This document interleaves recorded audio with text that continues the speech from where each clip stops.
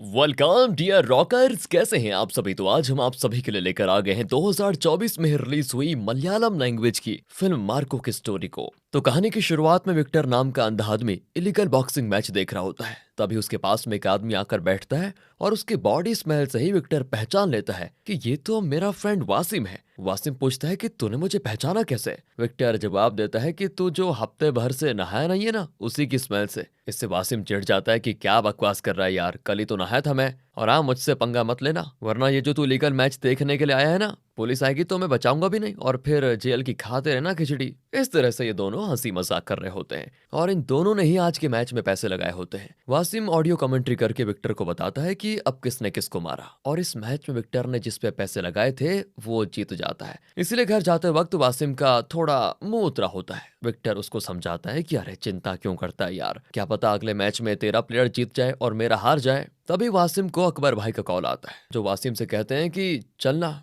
Drugs cartels के साथ काम करते हैं। मगर वासिम कहता है कि अकबर भाई, ये सब काम करना ठीक नहीं है। अगर आप ये काम करोगे तो आपकी मतलब कोई रिस्पेक्ट नहीं करेगा। अकबर कहता है कि अच्छा, जो तुम ये बैटिंग का काम कर रहे हो वो काम तुम्हारी नजर में बहुत बड़ा है क्या। वासिम कहता है कि भाई जो भी हो, मगर मैं ड्रग्स के बिजनेस में काम नहीं करूंगा। फिर वो कॉल कट करके विक्टर को बताता है कि अकबर भाई लीगल काम करने में मेरा बिजनेस लाइसेंस यूज करना चाहते हैं, मगर मैंने मना कर दिया। तो इस पे विक्टर भी कहता है कि अरे वो अकबर बचपन से ही बड़ा ऊट पटांग हरकत करते हुए आया है, अब इस उम्र में क्या ही सुधरेगा वो। तभी अचानक वो एक डिफेंडर कार से टकरा जाता है। सीन फिर अगले दिन शिफ्ट होता है। अब डिफेंडर की जगह पुलिस की गाड़ी खड़ी है और वो विक्टर को बताने के लिए कह रहे हैं कि कल रात क्या हुआ था बताओ। तुम्हें कैसे पता कि तुम डिफेंडर कार से टकराए बताओ। तो विक्टर बताता है कि डिफेंडर के फ्रंट में उसका नाम लिखा हुआ था, वो भी उभरे हुए फॉन्ट के साथ। उसी पे मेरा हाथ पड़ा था, जिससे मुझे समझ आ गया कि वो गाड़ी डिफेंडर थी। पुलिस वाले पूछते हैं फिर आगे क्या हुआ। तो विक्टर बताता है कि मैं वासिम को आवाज लगाने लगा, मगर वो मुझे जवाब नहीं दे रहा था। तो मैं पीछे की ओर आया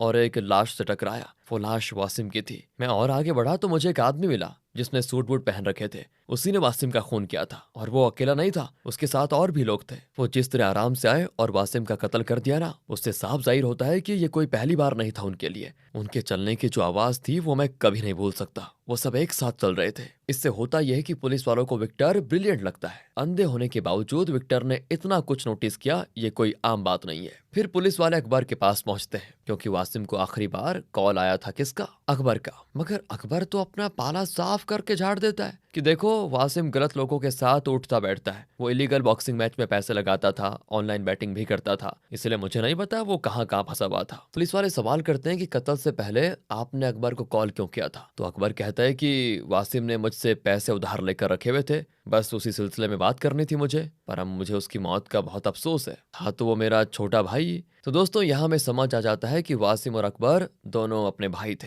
ये दोनों मिलकर साथ में इंपोर्ट एक्सपोर्ट का बिजनेस भी कर रहे थे। उसी बिजनेस का लाइसेंस अकबर यूज करना चाहता था, मगर वासिम ने उसे मना कर दिया। अगले सीन में अकबर के घर पे वासिम की मैयत मनाई जाती है। सभी लोग अपने अपने वो रिवाज कर रहे होते हैं। विक्टर भी आया होता है और उसे डिफेंडर के रुकने की आवाज आती है दोस्तों, और साथ ही साथ सेम कदमों की आवाज भी। वो आदमी आकर अकबर से गले लगाता है। इतने में विक्टर वहां से निकल जाता है। अब निकलते वक्त विक्टर को उस आदमी की परफ्यूम की भी स्मेल आ जाती है, और ये परफ्यूम बिल्कुल वही वाली थी जो उस रात विक्टर ने नोटिस की थी। मतलब वही कि वासिम के कातिल ने भी यही परफ्यूम लगाया हुआ था। विक्टर अपनी स्टिक के सहारे बाहर जाता है और गाड़ी को छू कर चेक करता है तो उसे समझ आ जाता है कि ये गाड़ी भी डिफेंडर ही है। विक्टर की हरकतें दोस्तों किलर भी नोटिस कर रहा होता है। एंड फिर विक्टर कॉल करके अपनी गर्लफ्रेंड ईशा से कहता है कि मैं वासिम के घर से निकल रहा हूँ, मुझे तुम्हें कुछ बताना है बहुत ही जरूरी, तो तुम जल्दी आकर मुझसे मिलो। तभी विक्टर टकरा कर एक गाड़ी की डिक्की में चला जाता है और एक आदमी डिक्की बंद कर देता है। दरअसल ये किलर का ही आदमी है। वो विक्टर को अगवा करके टोनी केमिकल्स नाम की फैक्ट्री में रख देता है और यहाँ वासिम का कातिल भी होता है जिसका नाम रसेल है। रसेल विक्टर को सारी बात बता देता है कि मैं और अकबर ड्रग्स बिजनेस में पार्टनर्स हैं। वासिम हमारे रास्ते में आ रहा था तो अकबर के कहने पर मैंने उसे अपने रास्ते से हटा दिया। तुझे उस रात मैंने अंधा समझ के जाने दिया,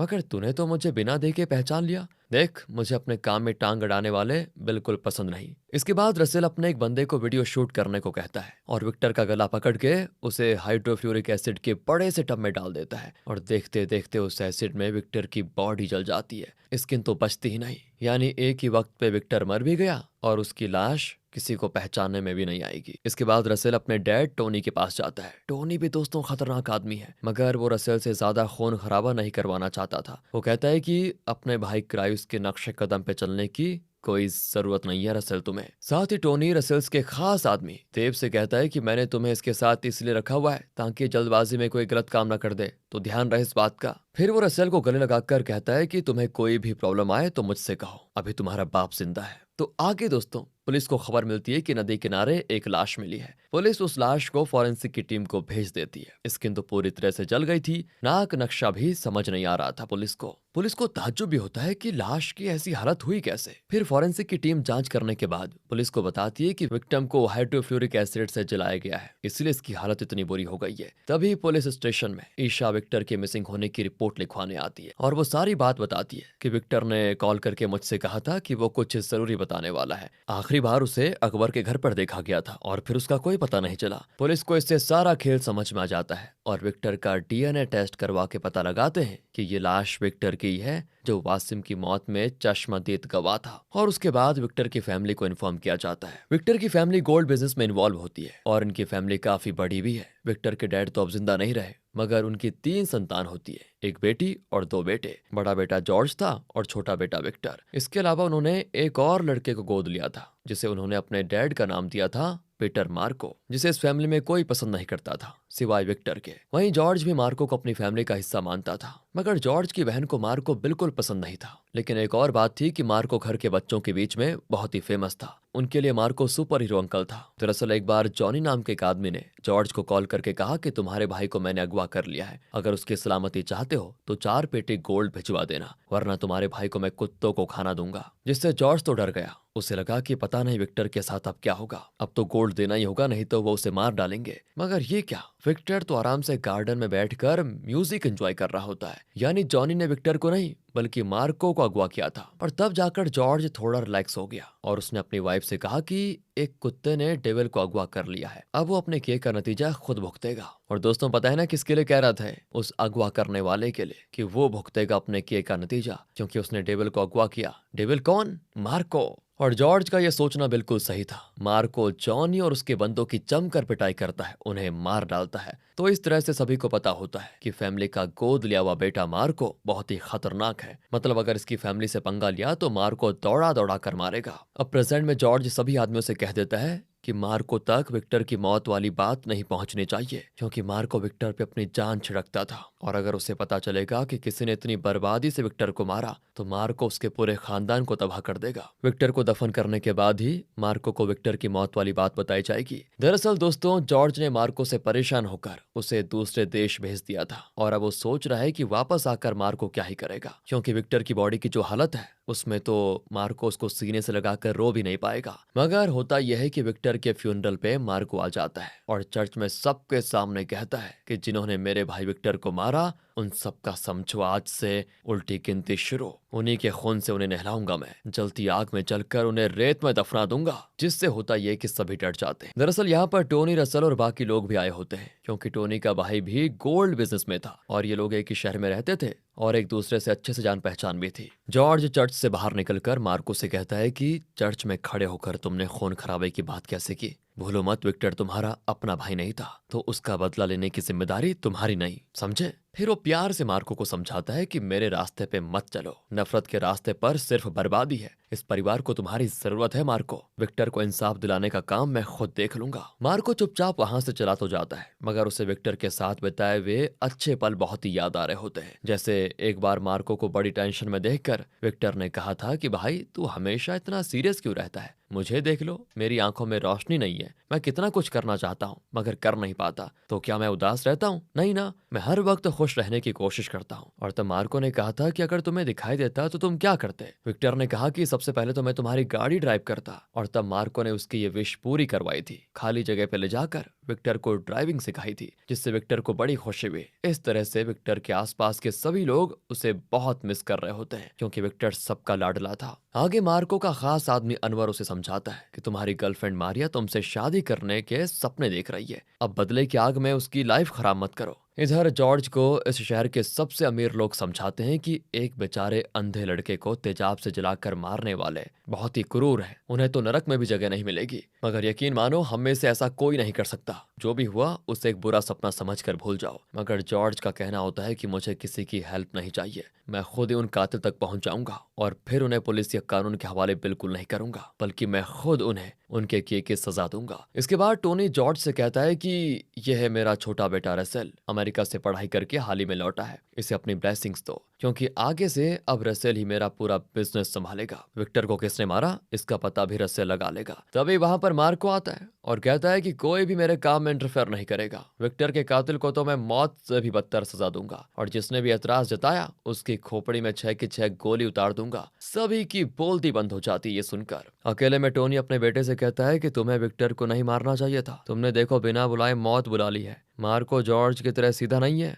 वो किसी भी हद तक जा सकता है। और अब मार्को जाकर मिलता है पुलिस ऑफिसर से और सारी बात जानना चाहता है कि हुआ क्या। तो ऑफिसर को जो जो पता होता है वो सारी बात मार्को को बता देता है। तब मार्को पूछता है कि एक बात बताओ, यहाँ पर ये हाइड्रोफ्लोरिक एसिड कहाँ मिलेगा। यहाँ टोनी और उसके लोग आते हैं अकबर के पास और कहते हैं कि हमारे सिंडिकेट में सबसे कमजोर और कंफ्यूज इंसान तुम ही हो, इसीलिए जब मार्को पूछताछ करने आए तो अपनी जबान पे कंट्रोल रखना। और सही में टोनी के जाने के बाद मार्को अकबर के पास आकर पूछताछ करता है तो अकबर यही कहता है कि मैयत वाले दिन विक्टर आया तो था, मगर उसके बाद वो कहीं दिखाई नहीं दिया मुझे। मार्को कहता है कि उम्मीद करता हूँ तुम झूठ नहीं बोल रहे हो, वरना अंजाम बहुत बुरा होगा। इसके बाद टोनी और बाकी के लोग मिलकर दुबई से जो गोल्ड कंसाइनमेंट आने वाला था उसे अपने कस्टम पुलिस वाले से पकड़वा देते हैं और जॉर्ज के सामने नाटक करते हैं कि पता नहीं किसने हमारे सोने की खबर कस्टम वालों को दे दी। तो इसके बाद टोनी अपने खास आदमी देव से कहकर जॉर्ज का खून करवाने की चाल चलता है। कार में देव जॉर्ज से सोना पकड़वाने वाली बात कह रहा होता है और अचानक वो उसे चाकू से 2 बार स्टैप करके भाग जाता है। मगर यहाँ जॉर्ज की किस्मत अच्छी होती है, वो मरता नहीं मगर हॉस्पिटल जरूर जाता है। जिसके बाद तो टोनी देव को मारता है कि एक काम करने को दिया था वो भी सही से नहीं किया तुमने। एक बार उस जॉर्ज को होश आ गया ना तो तुम्हारा तो वहीं पर गेम बजा देगा, इसीलिए बेहतर यही होगा कुछ दिनों के लिए तो अंडरग्राउंड हो जा। दूसरी ओर राज नाम का एक यूट्यूबर पुलिस ऑफिसर से मिलता है और उसे बताता है कि उस फैक्ट्री में इलीगल बॉक्सिंग मैच होती है, तो मुझे खबर मिली थी कि वहां पर कुछ अमीरजादे ड्रग्स खरीदने के लिए आने वाले हैं, इसीलिए मैंने उस रात पार्किंग एरिया में अपनी कार खड़ी कर दी थी और साथ ही उसमें एक हिडन कैमरा भी रखा हुआ था ताकि वहां कौन आ जा रहा है ये रिकॉर्ड हो जाए। और 2 हफ्ते के बाद जब मैंने वहां से अपनी कार निकाली तो मुझे फुटेजेस में कुछ ऐसा दिखा जिससे मुझे आपके पास आना ही पड़ा। तो दोस्तों राज फिर वो वीडियो पुलिस ऑफिसर को दिखाता है और उसमें रसल ने ही वासिम का खून किया है, ये साफ साफ दिख रहा है। तो वो वीडियो पुलिस ऑफिसर अपने सीनियर के पास सबमिट कर देता है, पर ये क्या, सीनियर भी रसल से मिला हुआ है। तो वो वीडियो को कूड़ेदान में फेंक देता है। साथ ही जिस यूट्यूबर ने वो वीडियो दी थी उसकी इन्फॉर्मेशन भी वो रसल के साथ शेयर कर देता है। जिसके बाद रसल पहले तो उस इंस्पेक्टर को मार डालता है और फिर उस यूट्यूबर को भी, मगर उसे नहीं पता था कि इंस्पेक्टर को पहले ही शक था कि इस केस में मेरी भी जान जा सकती है। इसलिए इंस्पेक्टर ने जॉर्ज की फैमिली डॉक्टर सेबेस्टियन को एक पेन ड्राइव दे दी थी कि जॉर्ज के होश आने पर यह पेन ड्राइव उनको दिखा देना। तो डॉक्टर वही करता है। उस वीडियो को देखने के बाद जॉर्ज मार्को को कॉल करके कहता है कि विक्टर को मारने वाला टोनी का बेटा रसेल ही है। पहले उसने अकबर के भाई वासिम को मारा और हमारे विक्टर ने उसे पहचान लिया तो उसने विक्टर को भी मार दिया। मैंने कुछ दिनों पहले भी रसेल के हाथ नोटिस किए थे, उसके हाथ में भी एसिड से जलने के निशान थे। पर यहाँ जॉर्ज को अभी ये नहीं पता होता कि अभी मार्को रसेल के बंदों के साथ ही है और अब उन्हें भी पता चल चुका है कि मार्को को हमारी असलियत पता चल चुकी है। इसलिए इससे पहले कि मार्को कुछ कर पाता वो लोग मार्को को ही मार पीट कर अपना बंदी बना देते हैं। फिर रसेल मार्को के सामने आता है और मार्को के कंधे पे चाकू से स्टैप करते हुए कहता है कि सेंट सूंघने वाले अंधे भाई के पास तुझे भी पहुंचा दूं क्या। अब यहाँ चोट तो मार्को को लग रही होती है मगर दर्द उसके बॉडीगार्ड अनवर को होता है। ये देखने के बाद तो रसेल चेनसॉ लेकर आता है मार्को को काटने के लिए, मगर उसे मार्को के चेहरे पर डर बिल्कुल दिखाई नहीं देता। तो वो उसके आंख के सामने उसके खास आदमी अनवर का हाथ ही काट डालता है। अनवर का खून मार्को के फेस पे जा गिरता है। फिर इसके बाद रसेल अपने आदमी को मार्को का काम तमाम करने को कहकर चला जाता है। उसका एक आदमी चाकू से मार्को का गला काटने ही जाता है मगर मार्को उसके हाथ में ही दांत काट देता है, जिससे चाकू उसके हाथ से छूटता है और मार्को उस चाकू को मुंह से पकड़कर उस आदमी का गला कट कर देता है और फिर वो रसेल के एक और साथी के कान में काट देता है। उसके बाद चाकू को अपने दांतों से पकड़ता है और हाथ बंधे होने के बावजूद रसेल के गुंडों को उसी चाकू से काट काट कर मार डालता है। ये सारी चीजें देखकर रसेल तो चला ही गया था आधे रास्ते में, लेकिन रुक जाता है और अपने आदमियों से कहता है कि इसी जंगल में मैंने न जाने कितने लोगों को मार कर दफनाया, मगर मार्को को मैं अब मार कर दफनाना नहीं चाहता। इसके बदन पे तो मैं कीड़े रेंगते हुए देखना चाहता हूँ। इसके बाद रसेल के लोग कुल्हाड़ी वगैरह लेकर मार्को पे हमला करने आते हैं। इतने लोगों को हथियारों के साथ आता देखकर मार्को वो चाकू एक आदमी के मुंह में घुसेड़ देता है और फिर उसी से अपने हाथ में बंधी पट्टी को काट कर अपने हाथ फ्री कर लेता है। इसके बाद रसल के लोगों ने उसको चारों ओर से घेर लिया होता है, मगर उन सब पे पड़ता है भारी मार्को। वो उनके कुल्हाड़ी छीनकर उनको ही जान से मार डालता है। इसके बाद वो रसल के साथ हैंड टू हैंड फाइट करता है और उसे भी अधमरा कर देता है मार्को। तभी तेज बारिश भी शुरू हो जाती है। मार्को अनवर को उठाकर गाड़ी में बिठाता है और फिर जैसे बारिश रुकती है वो उतरकर चेन सो से रसल के सारे बंदों को काटने लगता है और आखिर में वो रसल को भी काटने के लिए जाता है कि तभी रसल कहता है तुम मुझे नहीं मार सकते वरना तुम्हें कभी ईशा नहीं मिलेगी। ईशा कौन दोस्तों? विक्टर की गर्लफ्रेंड, और अभी वो विक्टर के बच्चे की माँ भी बनने वाली है। रसल कहता है कि उसे मेरे डैड ने अगवा किया है, तो वो कॉल पे ईशा की बात भी करवा देता है मार्को से। इसलिए मार्को सीधा अपने घर आकर अपने बड़े भाई जॉर्ज और पूरी फैमिली को सारी बात बताता है। साथ ही टोनी की शर्त भी बताता है कि उसे बदले में जॉर्ज की सारी संपत्ति चाहिए। जॉर्ज की बहन लेकिन इसके सख्त खिलाफ होती है। उसका कहना होता है कि घर के वारिस को बचाने के लिए हम सब कुछ उनको दे दें क्या और फिर खुद सड़क पे आ जाएं? नहीं, मगर जॉर्ज उसकी बात नहीं मानता और टोनी की सारी शर्तें मानने को तैयार हो जाता है। फिर भी मार्को अपना दिमाग लगाते हुए रसल के एक खास आदमी को उठा लेता है और उसे एक कंटेनर में बंद कर देता है। उस कंटेनर में ऑक्सीजन की मात्रा धीरे धीरे घटती जा रही होती है। मार्को उसे एक कीपैड वाला फोन देता है जिसमें सिर्फ मार्को का नंबर होता है और अपनी जान बचाने के लिए उसे मार्को को बताना ही होगा कि उन्होंने ईशा को कहाँ छिपा के रखा हुआ है। इसलिए कुछ देर के बाद वो कॉल करके मार्को को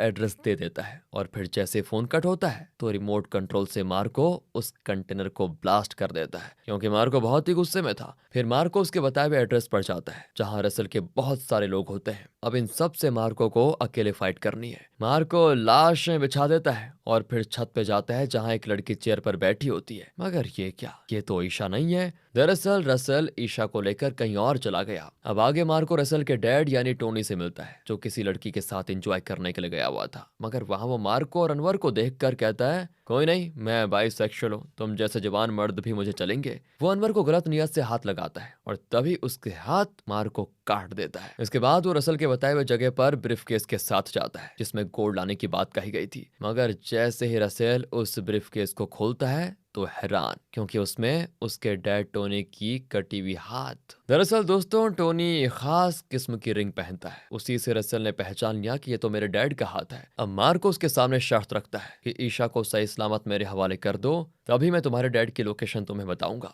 मैं तो हाथ काट कर सीधा तुम्हारे पास ही आ रहा हूँ। अगर वक्त रहते तुम उन्हें डॉक्टर के पास नहीं लेकर जाओगे तो पता है तुम्हें क्या हो जाएगा, खत्म तुम्हारा बाप। एंड यहाँ इस समय मार्को का पलड़ा भारी हो जाता है, इसीलिए रसल को उसकी बात माननी पड़ती है। वो ईशा को मार्को के हवाले कर देता है। ईशा को लेकर मार्को सीधा अपने घर जाता है। वहीं दूसरी ओर जैसे ही रसल और उसके लोग टोनी को ढूंढते हुए उस पते पर पहुंचते हैं तो रसल गेट खोलने की कोशिश करता है, मगर हल्का सा गेट खुलने पे ही उसके डैड गेट न खोलने का इशारा करते हैं। तो वो ध्यान से देखता है कि टोनी को मार्को ने न सिर्फ बांध कर रखा है बल्कि उसे तो एक ट्रैप में फंसा कर रखा हुआ है जिसमें जैसे दरवाजा खुलेगा वैसे ही एक जग ऐसे टोनी के बदन पे गिर जाएगा जिससे उसका सारा चेहरा जल जाएगा। और हल्के से गेट खुलने से ऑलरेडी टोनी के सर पे थोड़ी सी एसिड की बूंदें गिर चुकी थी जिससे टोनी को बहुत पेन होता है। ये सब कुछ देखने के बाद रसेल उस जगह के विंडो ग्लास को तोड़कर अंदर एंटर करता है और अपने सभी लोगों से किसी भी चीज को हाथ लगाने से मना कर देता है। फिर रसेल खुद ही बड़ी सावधानी से उस ट्रैप से एसिड का जग हटाता है। इस दौरान वो अपनी सांसें तक रोक के रखता है, मगर अभी भी और ट्रैप है दोस्तों।